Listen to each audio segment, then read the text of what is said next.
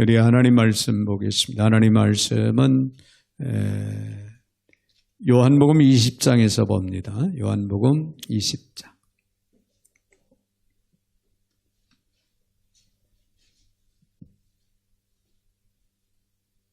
요한복음 20장 19절부터 23절까지입니다. 제가 받들어 봉독에 올리겠습니다. 이날 곧 안식 후 첫날 저녁 때에 제자들이 유대인들을 두려워하여 모인 곳에 문들을 닫았더니 예수께서 오사 가운데 서서 이르시되 너희에게 평강이 있을지어다. 이 말씀을 하시고 손과 옆구리를 보이시니 제자들이 주를 보고 기뻐하더라. 예수께서도 이르시되 너희에게 평강이 있을지어다. 아버지께서 나를 보내신 것 같이 나도 너희를 보내노라. 이 말씀을 하시고 그들을 향하사 숨을 내쉬며 이르시되 성령을 받으라. 너희가 누구의 죄든지 사하면 사하여 질 것이요 누구의 죄든지 그대로 두면 그대로 있으리라 하시니라. 아멘. 네. 23절까지 제가 받들어 봉독에 올렸습니다. 거룩하신 하나님, 참으로 감사를 드립니다.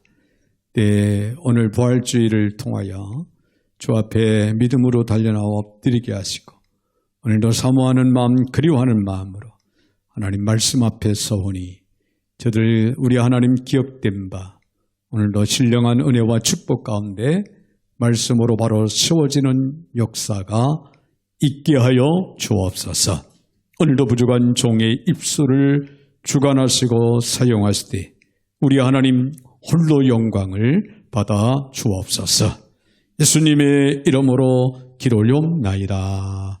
아멘. 아멘. 할렐루야. 네, 오늘 부활주일입니다. 네, 한번 옆에 분들하고 한번 인사 나눌 때 예수님은 부활하셨습니다. 우리도 부활합니다. 네, 할렐루야. 예수님이 부활의 첫 열매가 되셔서 예수를 믿는 예수 안에 거하는 우리도 죽어도 사는 부활의 역사가 이루어질 줄로 믿습니다. 네, 오늘 부활주의를 통하여 주신 말씀을 통하여 부활하신 주님의 세 가지 선물에 대한 말씀을 우리가 생각하면서 큰 위로와 소망 넘쳐나기를 바랍니다. 네, 선물은 사회를 훈훈하고 따뜻하게 합니다. 네, 그런데 반면에 뇌물은 사회를 부패하고 타락하게 만들죠. 여러분, 선물과 뇌물의 차이를 여러분 기억하십니까? 요즘에 인터넷에 이런 유머가 떠들고 있습니다.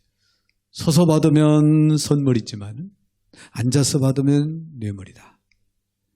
네, 웃고 받으면 선물이지만 그냥 받으면 뇌물이다. 받고 악수하면 선물이지만 받고 악수를 하지 않으면 뇌물이다. 받고 잠이 잘 오면 선물이지만 받고 잠을 못 이루고 설치면 뇌물이다. 받고 기대함이 없으면 선물이지만 받고 기대하면 뇌물이다 라고 하는 그런 유머가 있습니다. 여기에 성경적인 해석을 첨가한다면 여러분, 선물의 근원은 하나님이십니다. 할렐루야. 그렇지만 뇌물의 근원은 마귀라는 사실이에요. 마귀. 그래서 여러분, 우리는 뇌물을 좋아하면 안 됩니다. 마귀의 장난이 껴있다는 거예요. 네, 마귀의 관계가 거기는 도사리고 있다. 출애굽기 23장 8절에 보면 너는 뇌물을 받지 말라. 뇌물은 밝은 자의 눈을 어둡게 하고 의로운 자의 말을 굳게 하느니라. 그렇게 기록하고 있습니다. 여러분, 뇌물 자체가 마귀의 근원이기 때문에 이 뇌물 자체를 우리가 좋아하고 그것을 쫓아 행하고 뇌물을 받는다고 하는 그 자체는 우리가 영적으로 마이너스라는 거죠. 여러분, 뇌물은 하나님의 의도가 그러므로 아니라는 사실. 하나님은 뇌물은 경고하시고 선물은 약속하십니다. 할렐루야. 네, 야고보서 1장 17절에 보면은 온갖 좋은 은사와 온전한 선물이 다 위로부터 빛들의 아버지께로부터 내려오나니 그는 변함도 없으시고 회전한 그림자도 없으시니라. 할렐루야. 그렇습니다. 하나님은 선물 주시기를 기뻐하시는 하나님이신 것을 여러분은 믿으시기를 바랍니다. 성도의 인생도 그렇습니다. 우리가 예수님을 만나고 제일 먼저 받는 선물이 뭔지 압니까? 믿음의 선물입니다. 믿음의 선물, 그리고 믿음으로 얻는 구원의 선물이 우리에게 하나님의 은혜로 값없이 우리에게 주어진다고 하는 사실입니다. 에베소 2장 8절 너희는 그 은혜에 의하여 믿음으로 말미암아 구원을 받았나니 이것은 너희에게서 난 것이 아니요 하나님의 선물이라. 할렐루야. 하나님의 선물이라고 그랬습니다. 여러분, 오늘은 부활주일입니다. 예수님의 부활을 통해서 사망 권세가 물러가고 불의와 죄악이 정복되었으며 승리 계가를 높이 부르게 되는 놀라운 역사가 일어났다고 하는 사실입니다. 오늘 본문의 말씀을 보면은 부활하신 예수님은 제일 먼저 당신의 부활의 임재를 막달라 마리아에게 이제 나타내 보여주십니다. 그리고 다음으로 제자들이 모임 중에 이제 예수님이 나타나셨죠. 왜일까요? 선물을 주기 위해서 나타나셨어요. 선물. 물론 제자들에게 있어서 때 예수님의 부활 그 자체보다도 더 큰 선물은 아마도 없을 겁니다.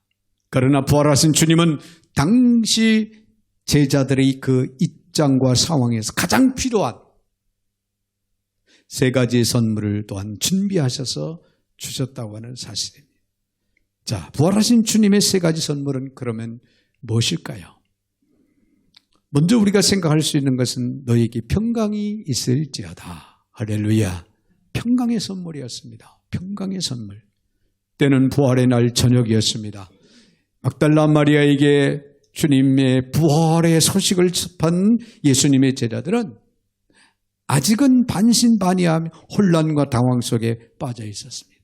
근데 무엇보다도 예수님의 십자가에 처형한 유태인들의 그 적대감이 두려웠던 제자들은 늘 모이던 장소에 모여서 대책을 이제 세우고자 문을 꼭 잠가두고 두려움에 사로잡혀 있는 그런 상태였습니다. 그곳에 부활하신 주님이 나타나셨습니다. 그래서 부활하신 예수님이 그들 중에 나타나셔서 말씀을 하시는데 오늘 본문 19절에 이렇게 말씀하십니다. 이날 곧 안식 후 첫날 저녁 때 제자들이 유대인들을 두려워하여 모인 곳에 문을 닫았더니 예수께서 오사 가운데 서서 이르시되 너에게 평강이 있을지어다. 할렐루야. 평강의 선물을 제자들에게 전해주고 있습니다.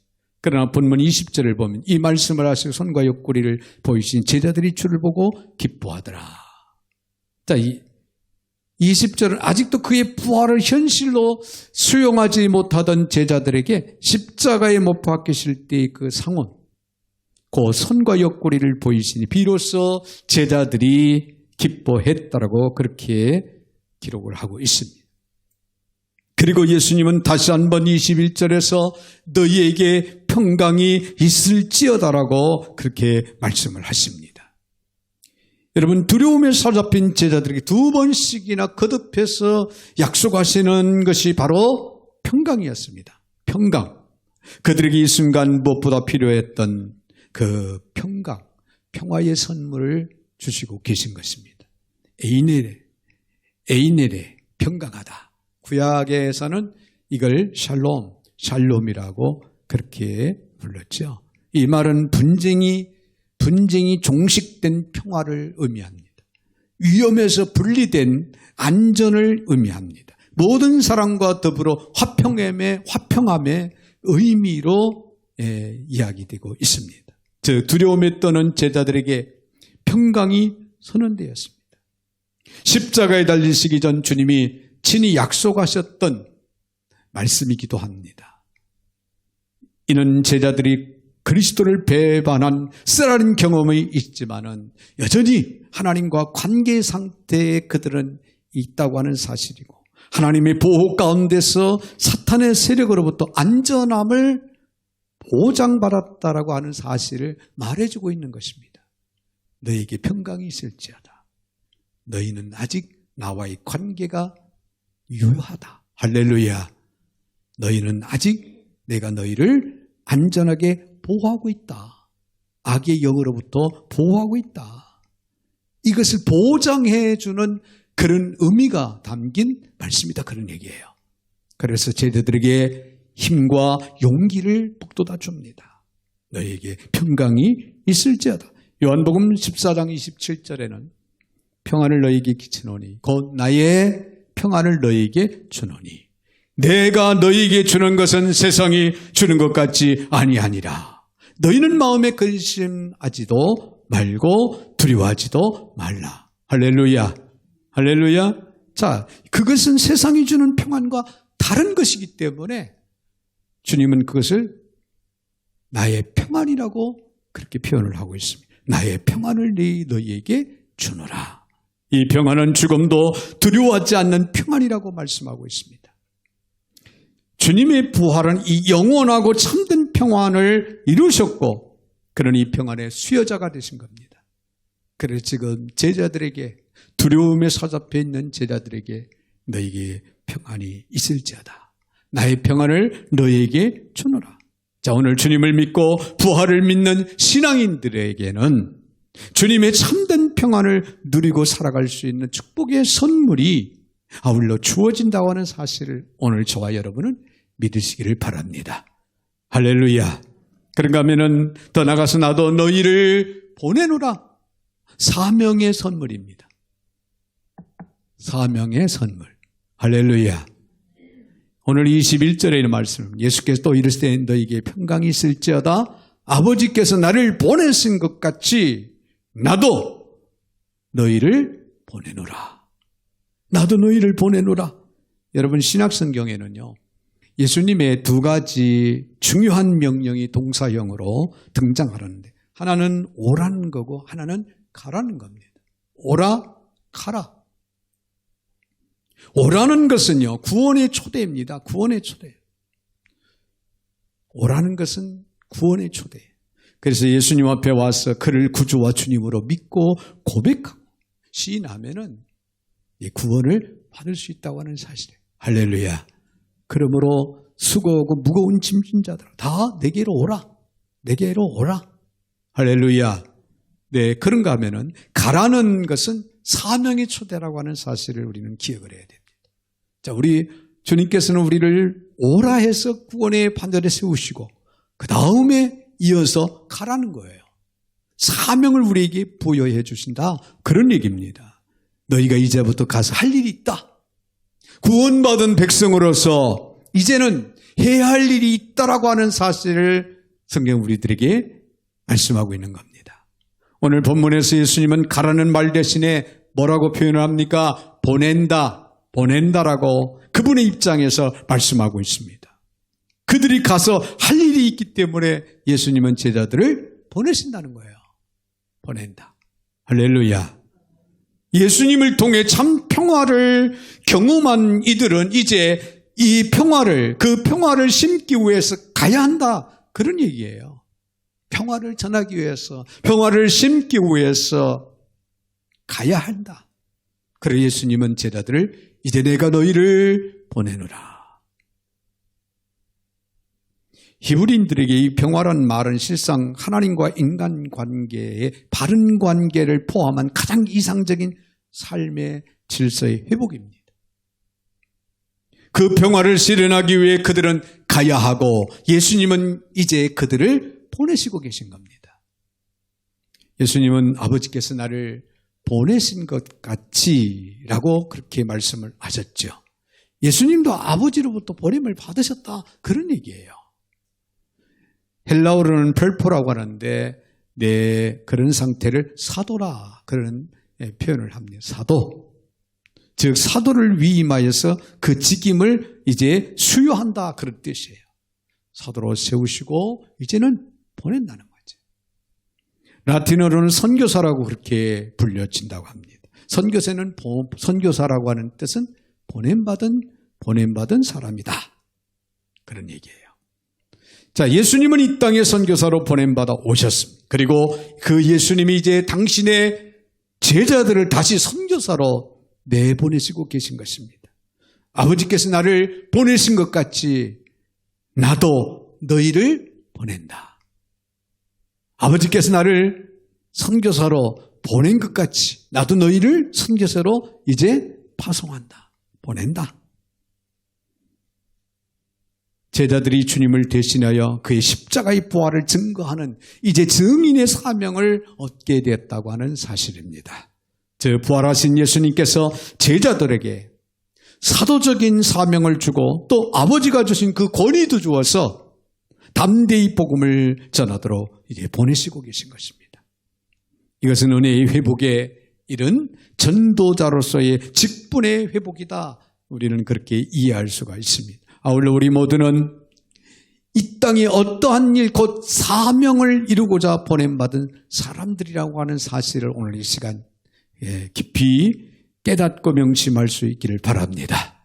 그리고 그 사명은 하나님의 선물, 곧 하나님의 선물이라, 예수님의 선물이라고 하는 사실. 그러므로 인생을 살아가면서 자신의 사명을 빨리 발견하면 발견할수록 그 인생의 시간적 낭비를 예방하게 될 것이라고 하는 사실을 아울러 기억을 해야 됩니다. 이제 우리는 주님이 불러 맡기신 그 사명을 발견할 수 있는 그런 계기, 그런 저와 여러분이 되셔야 될 줄로 믿습니다. 그리고 그 사명에 이제 우리는 집중할 수 있어야 됩니다. 할렐루야. 구원받은 백성으로 그 사명을 이제 부여받았기에 우리는 이제 가서 그 사명을 감당해야 된다고 하는 사실, 결코 우리가 잊지 말아야 될 줄로 믿습니다. 한 가지 더 기억할 것은 세 번째 선물은 성령을 받으라는 것. 성령을 받으라. 부활하신 예수님이 제자들에게 나타나 한 가지 더 주신 선물이 바로 성령입니다. 성령 22절에 이 말씀을 하시고 그들을 향하사 숨을 내쉬며 이르시되 성령을 받으라. 할렐루야. 할렐루야. 자, 라베테라고 하는 취하라, 단번에 받으라는 그런 뜻입니다. 즉 부활의 주님께로부터 제자들이 받은 세 번째 축원에 주신 선물은 바로 성령을 받으라고 하는 그런 축복의 말씀입니다. 그래서 오순절날 사도 베드로는 이 성령이 바로 구원받은 성도들을 향한 주님의 선물임을 확신시켜주고 있습니다. 사도행전 2장 38절에 있는 말씀을 보면은 베드로가 이르되 너희가 회개하여 각각 예수 그리스도의 이름으로 세례를 받고 죄사함을 받으라. 그리하면 성령의 선물을 받으리라. 할렐루야. 할렐루야. 성령의 선물을 받으리라.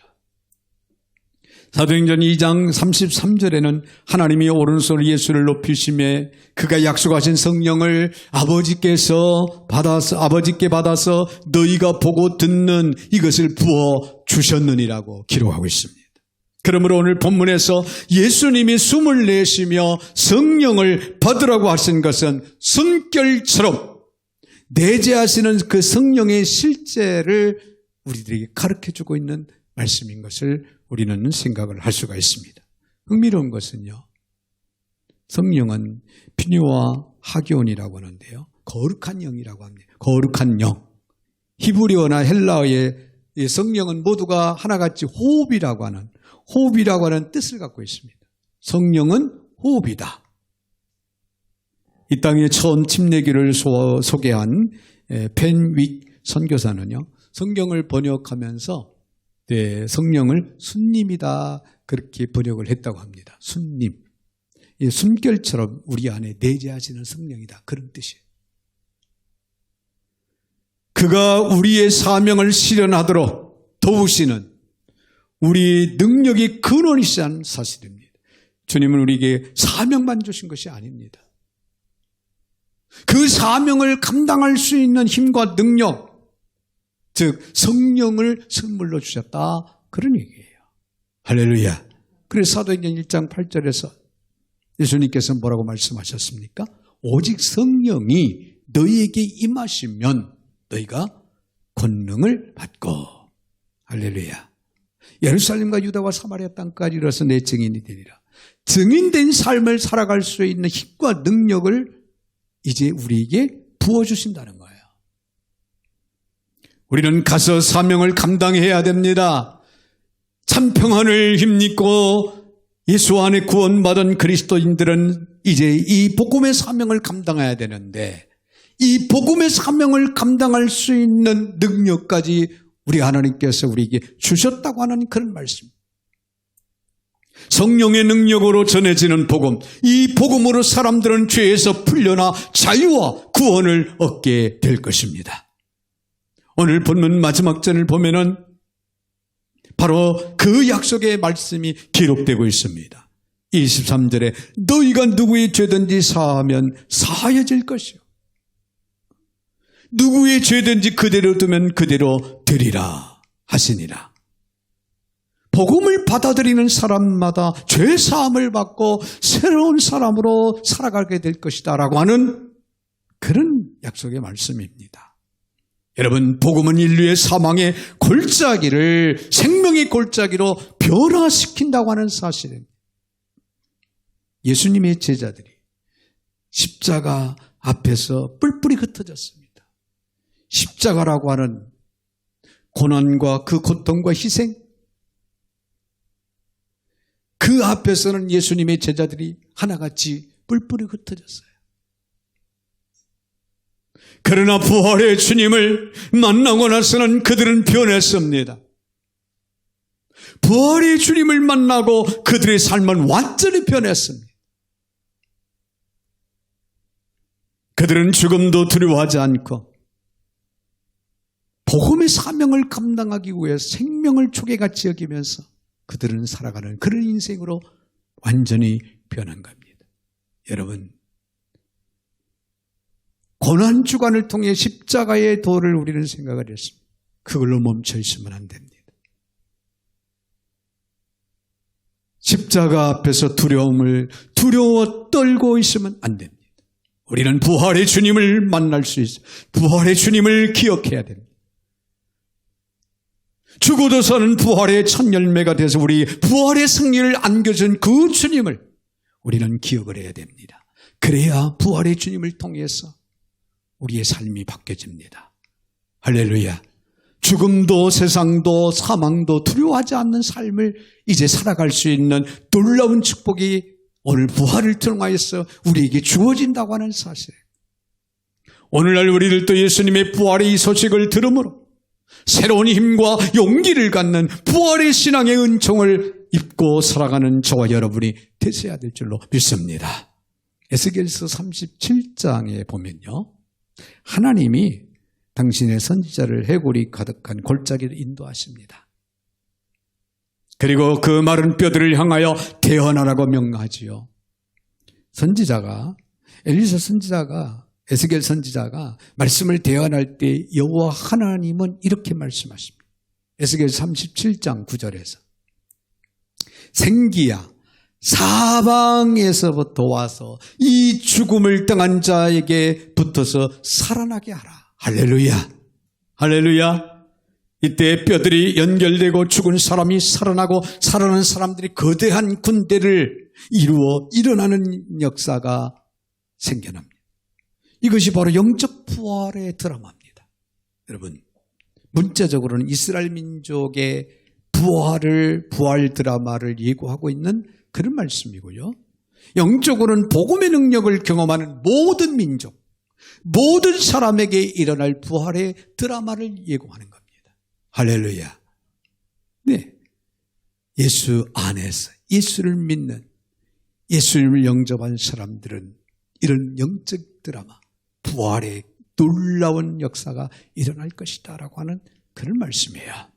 사랑하는 성도 여러분, 부활하신 주님께서 제자들에게 원하신 것은 지상명령에서 말씀하였듯이 모든 민족을 제자로 삼는 것이었습니다.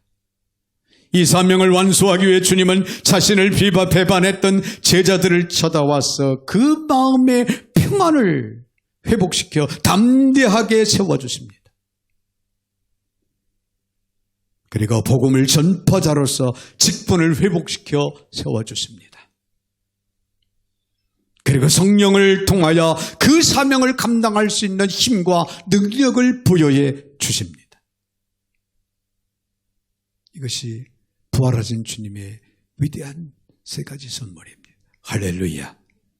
그러나 이것은 단지 그 당시 그 자리에 있었던 제자들에게만 주신 것이 아니라는 사실입니다.